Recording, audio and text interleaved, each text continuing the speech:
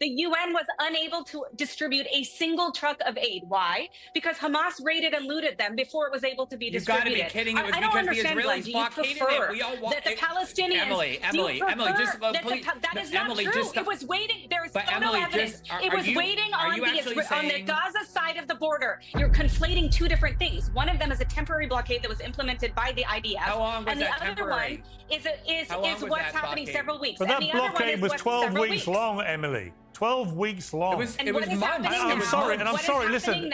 I'm afraid, Emily... Fireworks incoming, folks. Glenn Greenwald and, shockingly, even Piers Morgan team up to roast pro-Israeli mouthpiece Emily over her blatant double standards on Gaza. Emily tries dancing around IDF blockades and media bans like they're just minor hiccups, but Glenn's not having any of it, calling her bluff harder than a poker champ in Vegas. And when you've got Piers Morgan nodding in agreement, you know you're deep in denial territory. Stick around because Emily's logic is about to collapse quicker than Israel's excuses. This one's gonna sting. Glenn, this whole issue of whether Israel's been committing genocide in Gaza, there's no doubt to my mind that people like Smodrich and Ben-Gvir have been speaking in a genocidal way, and that lends succor to this belief that there is genocide being waged. The one thing that stops me from saying it definitely is the journalists have been banned from going into Gaza and can't independently report. And so we're not entirely sure what is going on the ground, because the people that everyone's relying on are Palestinian journalists, over 200 of whom have been killed. It's very, very hard to get proper information out of Gaza other than stuff that is posted on social media. Do you believe that when this media ban inevitably at some stage is lifted, that we're going to find evidence not just of war crimes committed by the IDF, which may be why they've not wanted media in there, but also clear evidence and proof that there has been a form of genocide waged? Yeah, I think the scope of the atrocities that the IDF, obviously backed, armed, financed, and diplomatically protected by two successive American administrations, is nowhere near known to the world. Obviously, the party that has blocked the media from actually being able to report on it, the independent media or international media that's not invested in the conflict, is the Israeli government. I think generally when one country is blocking the entire world media from seeing what it is they're doing, there's a presumption that that's because they don't want the world to know what they're doing, because what they're doing is so repellent and morally obnoxious and atrocious to the world that they want to hide it. But there are a lot of pieces of evidence that this is genocide, including the reporting of Palestinian journalists, which I don't think should be inherently distrusted, more so than, say, like a British journalist or an American journalist, especially since it's well documented with video, with film, with witness accounts. But on top of that, Piers, I just want to say, this idea that, there's a couple of Ben-Gvir and Stroke, are not representative. Yoav Gallant, who was kind of considered one of the more centrist members of Netanyahu's cabinet before he was fired as defense minister, said when this war broke out that they intend to block all food, water, and medicine from entering Gaza, that they will do a blockade. Cindy McCain, who's the head of the World Hunger Program, who comes from a family known for being extremely pro-Israel, watched this blockade that Israel imposed, not at the beginning of the war when Gallant promised it, but also in the last 6 months, and said that it is not Hamas that's depriving the Palestinian people of food. They cannot get their trucks in because the IDF and West Bank settlers and other people are physically blocking them pursuant to the policies of the Israeli government. This is a starvation that has been imposed on the population. The reason no one trusts Israel to administer this aid is because they've shown an utter disregard for innocent human life that the entire world has watched, and there are massacres routinely happening at these aid centers. That's why nobody trusts the Israelis or some new group that the Israelis approve of to distribute this aid.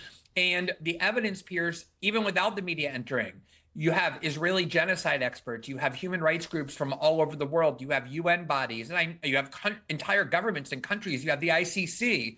And I realize any institution or media outlet that speaks negatively of Israel is dismissed as anti-Semitic, but there's a huge body of evidence and very competent experts and jurisdictions and tribunals, all of whom have concluded that what Israel is doing is at least ethnic cleansing and probably genocide as well. And that's before we really even get in there and see the full scope of the proof.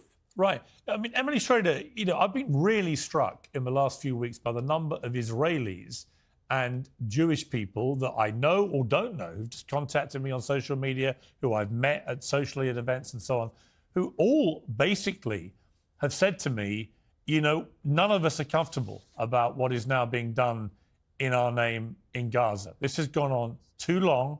It's been too devastating on civilian loss of life.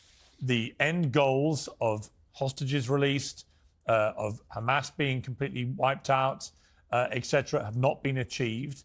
And they feel increasingly uncomfortable.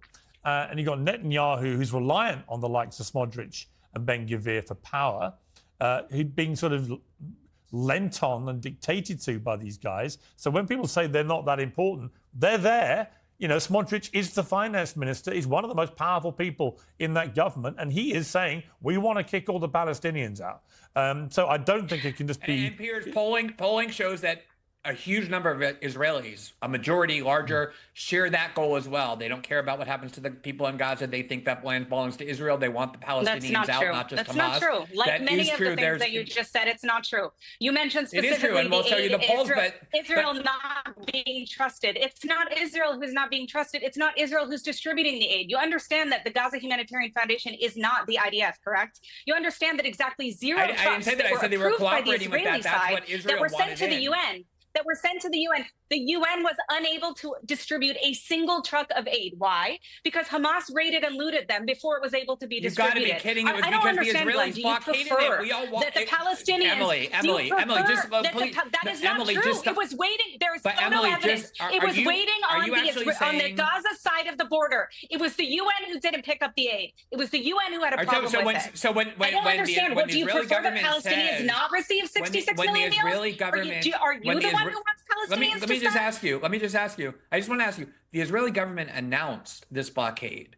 It wasn't just all these anti-Semites embedded in every organization in the world and the media outlets in the world that were saying that the IDF was blockading it. It was people like Cindy McCain, the World Health Program, multiple countries. The Trump administration as well said they're very concerned about this IDF blockade. Why deny when everyone knows is true, which is that the Israeli government blocked humanitarian aid filled with food and water and medicine from getting into Gaza.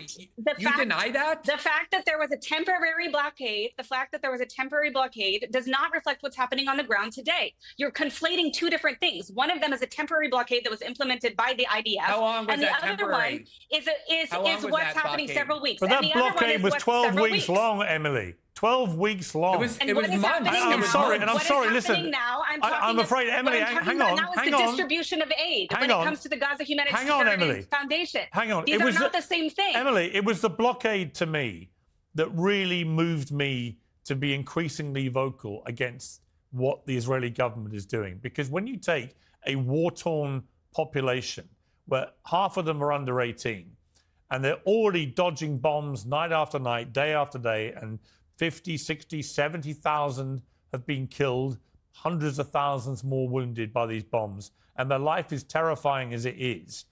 As Israel goes after Hamas, and I don't dispute that's what they're doing, but in the process they're killing so many civilians. But when you then deliberately starve those people of food and aid for 3 months, that is a war crime. You are not allowed to do that. And actually, just to finish my point, hang on, Emily. Sure. What it does, it reinforces the belief that many people on the Palestinian side have, which is this has been a sustained occupation of Gaza for many decades, and that Israel has the power and the ability, as it showed early on when the war started, to turn on and off the water, to turn on and off the gas, to turn on and off the food supply, etc., etc. When you launch, as Israel did, a blockade for 3 months earlier this year, you are sending a message to the people of Gaza and the world. We have control. We are the occupiers here. And if we want to do this, we can do it. And that is bad for Israel.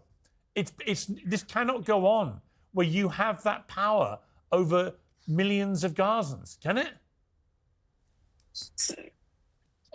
So let me respond to that. I think that there's a couple of things that we need to differentiate. First of all, when we talk about the water and the electricity, this isn't something that Israel entirely controlled. When we talk about 12-week humanitarian aid blockade, this also is because of two reasons. One of them is because they were orchestrating a new mechanism in order to actually get aid into the hands of the people. Second of which is that according to estimates that they had on the ground, that this wasn't against international law on the basis of the fact that they have X amount of calories per person that exists already within the Gaza Strip. Now, if that's incorrect, they should be held accountable. And I do think it should be investigated if that's problematic. But I can't say at this point in time what the actual specifications of that are. I do know that there are reasons other than how you're framing it that go into this equation, and they're important to consider on the ground. Now, what I was saying about Glenn is talking about the distribution today, because he seems to think that the Gaza Humanitarian Foundation is somehow controlled by the IDF when that's not the case at all. And they're actually the only people on the ground right now that are able to get food into the hands of Palestinians who actually need it. And there it is, plain, raw, and undeniable. Glenn Greenwald didn't just win this debate in my eyes.